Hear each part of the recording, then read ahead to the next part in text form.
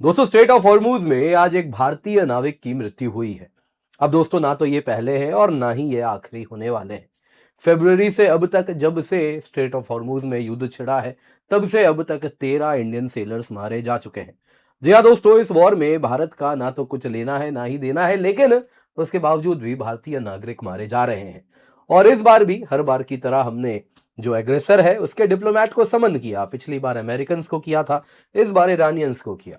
और दोनों ही बार दोस्तों वही 10 मिनट का समन हुआ और कुछ बातें हुई जो कि उनको बोली गई और उसके बाद बिजनेस एज यूजुअल। जी हाँ, हमने निंदा कर दी है, कड़ी निंदा कर देंगे, अगली बार भत्सना कर देंगे और वही चीज हर बार हमको देखने मिल रहा है। दूसरी तरफ दोस्तों यहाँ पे अगर आप ईरान की बात करें तो उनके तरफ से भी वापस वही बात कही गई जो अमेरिकन कह रहे थे। आईआरजीसी का यही कहना है कि देखिए जो जहाज हैं वो इंस्ट्रक्शन का पालन नहीं करेंगे तो उन पर हम मिसाइल गिरा देंगे। जी हाँ दोस्तों, आप देख सकते हैं काफी ज्यादा इस पर चर्चा हो रही है। एक इंडियन सेलर की मृत्यु हो चुकी है, 6 अन्य वुंडेड हैं, घायल हैं और 4 इनमें से क्रिटिकल बताए जा रहे हैं। और इसके साथ अगर आप देखें तो और एक इंडियन सेलर की मृत्यु हुई है। इंडिया ने ईरानियन डिप्लोमेट को समन किया।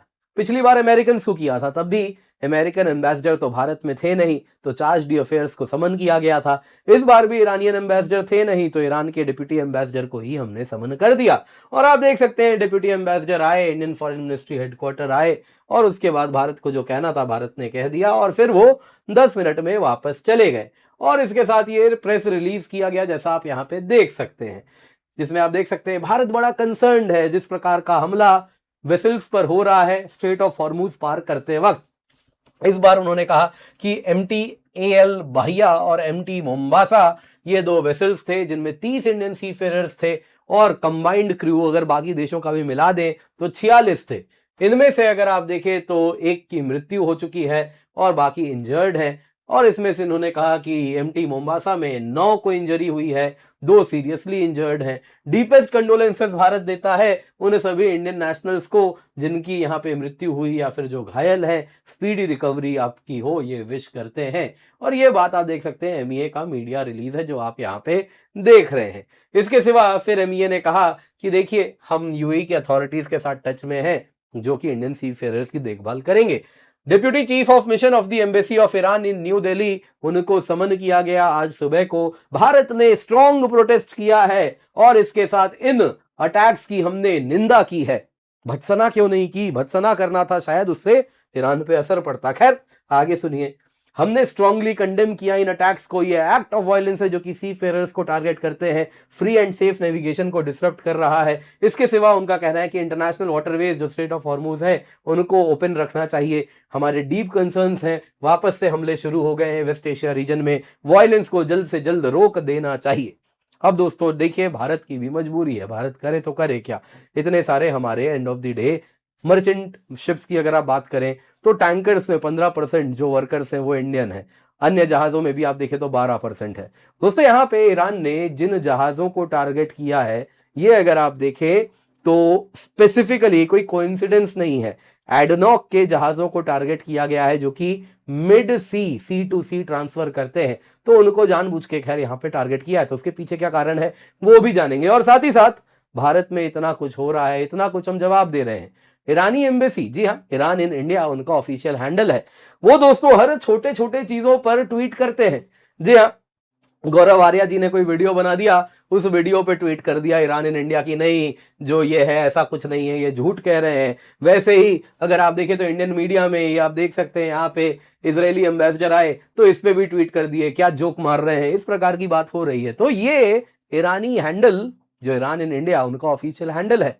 मैं देख रहा था उनके मुंह में इस पूरे इंसिडेंट पे जिसमें एक भारतीय सेलर की मृत्यु हुई है वो भी अमेरिकन से कम नहीं है। जैसे अमेरिकन मुंह में दही जमा के बैठे थे कुछ वैसे ही ये भी दही जमा के बैठे हैं। और ईरानी दही तो बड़ी गाढ़ी होती है, तो अभी मुझे नहीं लगता कि इनका मुंह जल्दी खुलने वाला है, ये दही कुछ ऐसे ही जमी रहेगी। लेकिन हाँ बाकी चीजों में छोटी से छोटी चीज भारत में कोई प्राइवेट नागरिक क्या करे, भारत में मीडिया क्या कर रही है, उस पर ये तुरंत आ जाते हैं कुछ भी अपनी टिप्पणी करने। लेकिन ईरान क्या कर रहा है अपने गिरेबान में जरा आप झांकिए और जरा बताइए, तो जरूर उनके हैंडल पे भी जरूर एक बार कमेंट करना चाहिए, साहब कुछ कहेंगे इस पर। खैर यहाँ पे दोस्तों आप देख सकते हैं वेस्ट एशिया कॉन्फ्लिक्ट में बैक टू बैक समनिंग हुई है 18 अप्रैल को ईरानियन एम्बेसडर को समन किया था, 10 जून को यूएस डिप्यूटी एम्बेसडर को, 12 जून को यूएस डिप्यूटी एम्बेसडर को, 14 जुलाई को ईरान के डिप्यूटी एम्बेसडर को किया गया है। दोस्तों यहाँ पे आप देख सकते हैं ईरान का क्या कहना है, क्यों इस यूएई के टैंकर्स पे हमला किया गया। तो ईरान ने कहा यूएई टैंकर्स ने वार्निंग इग्नोर किया, नेविगेशन ऑफ कर दिया, इसलिए ईरान ने उन पर हमला किया जिसमें इंडियन सेलर्स की मृत्यु हुई है। खैर दोस्तों यहाँ पे क्या एग्जैक्टली हो रहा है बेहद आवश्यक है, उस पर जरा हम डिटेल में चर्चा करें, पर इससे पहले आगे बढ़े आपसे निवेदन है वीडियो लाइक करें, चैनल सब्सक्राइब करें, बेल आइकन अवश्य दबा दें। और इसके सिवा आपके लिए कंसाइज एनसीईआरटी समरी हम लेकर के आए हैं, फ्री बुकलेट्स आप सभी के लिए है। डिस्क्रिप्शन बॉक्स में आपको इसका लिंक मिल रहा है। इसके अतिरिक्त या तो आप लिंक से डाउनलोड करें या फिर इसे स्कैन कर दें, और स्कैन करके आपको सब्जेक्ट वाइज अलग अलग एनसीईआरटी पढ़ने की आवश्यकता नहीं है, एक साथ हमने कंपाइल कर दिया है। और इसी तरीके से किया है कि लेवल जैसे जैसे बढ़ता जा रहा है वैसे वैसे ही सब्जेक्ट्स भी ऐड किया गया है, ताकि आप तुरंत इसे पढ़ सकें और ये आपका श्योर शॉर्ट तरीका हो फाउंडेशंस मजबूत करने का। एब्सोल्युटली फ्री है, डाउनलोड अवश्य कर लें। इसके सिवा आपका जो यूपीएससी का सपना है मात्र 16,999 रुपए में वापस सब्सक्रिप्शन हम ले आए हैं। जी हाँ, वो पूरा होगा। 1 साल की सब्सक्रिप्शन 16,999 रुपए में आपको उपलब्ध हो रही है। ये लोएस्ट एवर प्राइस है जो अनअकैडमी का रहता है, तो वो प्राइस एक बार फिर आपके लिए उपलब्ध है। आपको क्या करना है, सब्सक्रिप्शन लेना है। सिर्फ इतना ही नहीं आपके लिए लाए हैं, जी हाँ, इसके अतिरिक्त आप जैसा देख सकते हैं दोस्तों, पहली बार हम आपके लिए ये भी लाए हैं। अगर आप 2 साल या उससे अधिक का सब्सक्रिप्शन लेते हैं जो लोएस्ट एवर प्राइस पे आपको मिल रहा है, तो उसके साथ जैसे ही आप यूपीएससी प्रीलिम्स क्लियर करते हैं तो आपको 100% रिफंड हमारी ओर से दिया जाएगा। इसके सिवा दोस्तों अगर आप सेलेक्ट नहीं होते तो सीएससी एश्योर से आपको एक्स्ट्रा वैलिडिटी मिल जाती है। ये सब तब है subject to terms and condition की, यहाँ आपने मेहनत की है, जो दिखता है कि आपने कितने टेस्ट दिए, कितने क्लासेस अटेंड किए, कितना मॉक टेस्ट दिया प्रीलिम्स का, मेंस का, और उन सब से हमको कहीं ना कहीं अंदाजा लग जाएगा कि आपने मेहनत की। अगर आपने मेहनत की है तो आपको हम सब्सक्रिप्शन फिर देंगे, और अगर प्रीलिम्स क्लियर करते हैं तो 100% रिफंड मिल रहा है। ये सब दोस्तों पहली बार मिल रहा है आपको, इसको हाथ से जाने ना दें। Use the code KC10, description box pin comment में आपको इसका भी लिंक मिल जाएगा। तो सबसे पहले दोस्तों देखते हैं हुआ क्या है। 14 जुलाई की बात है, ईरानियन क्रूज मिसाइल ने 2 टैंकर्स, इस प्रकार के बहुत बड़े जहाज होते हैं, जी हाँ दोस्तों, वेरी लार्ज क्रूड कैरियर है, बहुत बड़ा जहाज है, बल्कि स्लो होता है, इसके ऊपर क्रूज मिसाइल से हमला किया गया। ऐसे दो cruise very large crude carrier थे, एक मोम्बासा, दूसरा अल बाहिया। दोनों के ही दोनों अगर आप देखें तो लिबेरियन फ्लैग्ड थे, लेकिन दोनों एडनॉक का तेल कैरी कर रहे थे। और ये कहां पे हुआ है, तो अगर आप देखें तो कुछ इस प्रकार से, जैसा आप देख रहे हैं हॉर्मूज के दक्षिण में यहाँ पे ओमान, और यहाँ पे आप देखें तो ये पूरा का पूरा हमला हुआ है। तो कुछ इस तरीके से आप देखें तो यहाँ पे हुआ है। अब दोस्तों अगर आप देखें तो इसमें एक इंडियन क्रू मेंबर की मृत्यु हुई है, 8 क्रू घायल हुए हैं, जिनमें से 4 क्रिटिकल हैं। इसके सिवा अगर आप देखें तो अन्य भी इस 2 टैंकर्स में अगर आप देखें तो अन्य देश के भी वर्कर्स थे, इसमें नाविक थे। स्ट्राइक दोस्तों कोई आइसोलेटेड इंसिडेंट नहीं है, ये 5 महीने से एक रिकरिंग पैटर्न दिख रहा है, जिसमें अब तक 13 इंडियन सी फेरर्स की मृत्यु हो चुकी है। और जब से यूएस इजराइल वॉर हमको, यूएस ईरान इजराइल वॉर यहां पर हमको देखने मिल रहा है, अमेरिकन कभी मारे हैं तो कभी ईरानियन मारे हैं, और दोनों में ही अगर आप देखें तो विक्टिम भारतीय नाविक हमको देखने मिल रहे हैं बड़ी संख्या में। अब दोस्तों यहाँ पे क्या एग्जैक्टली हुआ है, थोड़ा डिटेल आपको बताता हूं। देखिए दोस्तों, ईरानियन क्रूज मिसाइल से हिट किया गया 2 टैंकर पे, एक मोम्बासा, दूसरा अल बाहिया, जो कि अगर आप देखें तो स्ट्रेट ऑफ हॉर्मूज को ओमानी टेरिटोरियल वाटर से पार कर रहे थे, ईरान के पानी पर भी नहीं थे।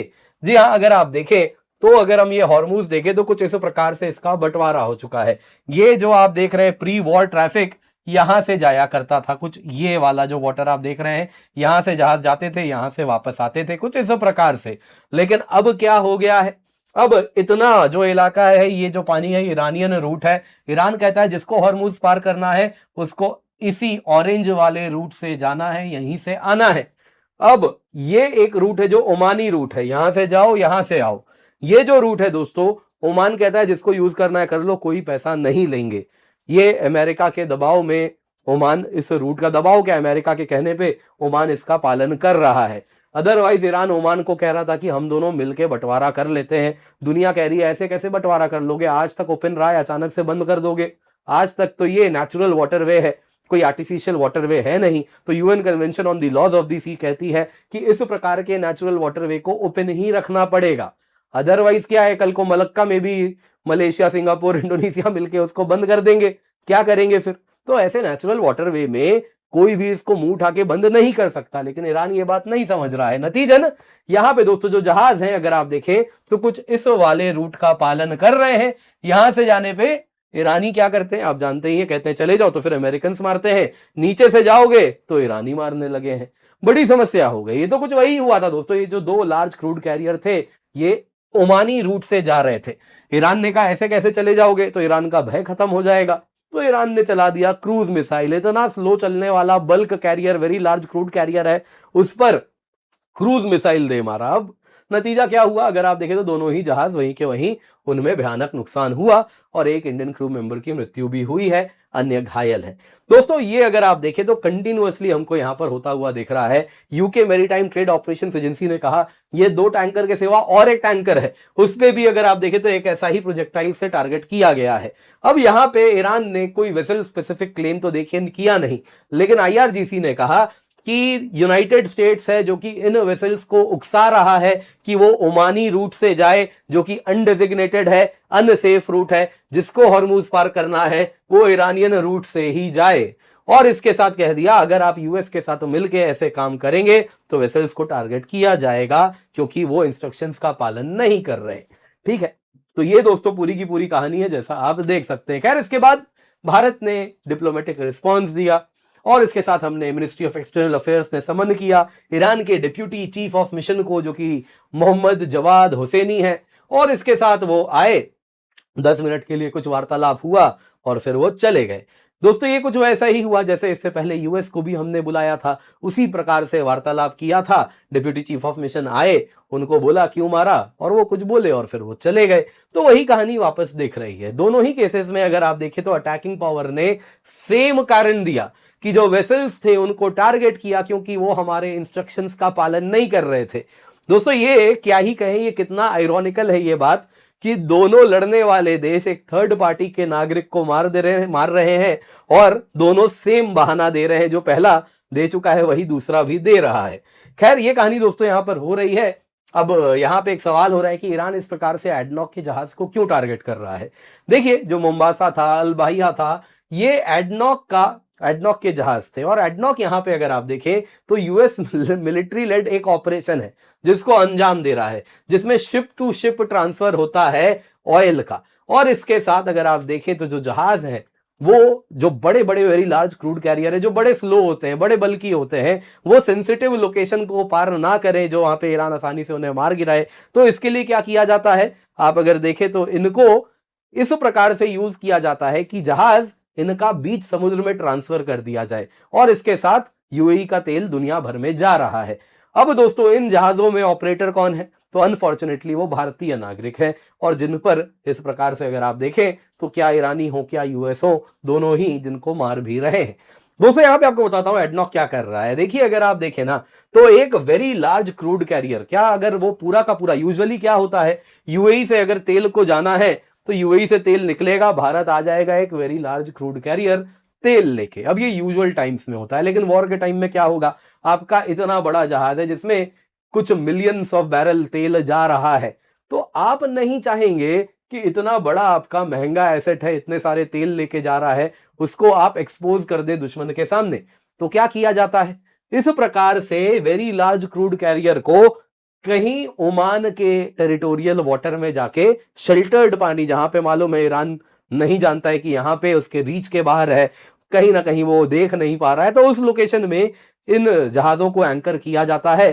साथ में अगर आप देखें तो ऐसे और एक जहाज लगाया जाता है, और इससे बीच समुद्र में तेल का आदान प्रदान होता है।